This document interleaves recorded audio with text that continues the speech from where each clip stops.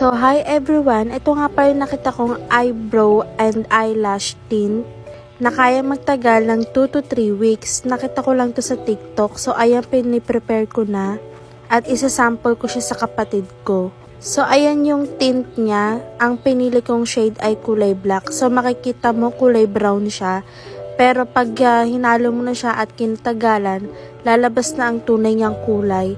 Ihahalo mo yung tint tsaka yung kulay white, yan imimix mo hanggang sa maging kulay niya na, which is na kulay itim yon kasi itim yung napili kong shade. Bagay nga pala to para sa mga gustong mag-swimming na ayaw mag-worry para sa kilay nila, na ayaw mabura. Ayan, tingnan niyo yung kilay ng kapatid ko, napaka-konti lang, 'di ba? So ayan, nililinisan ko na yung kilay niya at nilalagyan ko ng shape. Kasi next week may swimming yan eh. Ayan, nilalagyan ko na siya ng shape. So, napakaganda na ito. Kunyari, nagmamadali kang pumasok sa trabaho, iwas hassle na rin to. At pag nagsiswimming ka naman, hindi ka na ma-worry kung may kilay ka pa ba o wala. Kasi, nagtatagal to ng 2 to 3 weeks. Ito nga, nagkabit ako, napakahirap tanggalin sa kamay ko. At ayan, nilalagyan ko na siya ng shade. At ibababad mo siya ng 25 to 30 minutes nga pala.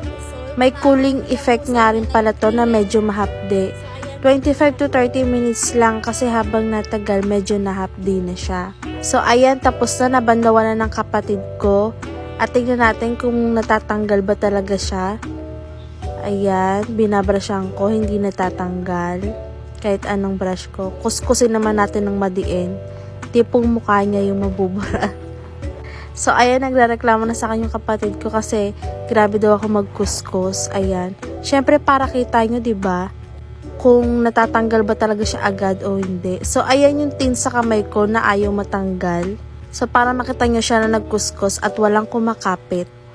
Kahit anong kuskus, walang nakapit.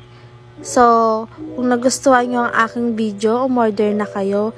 199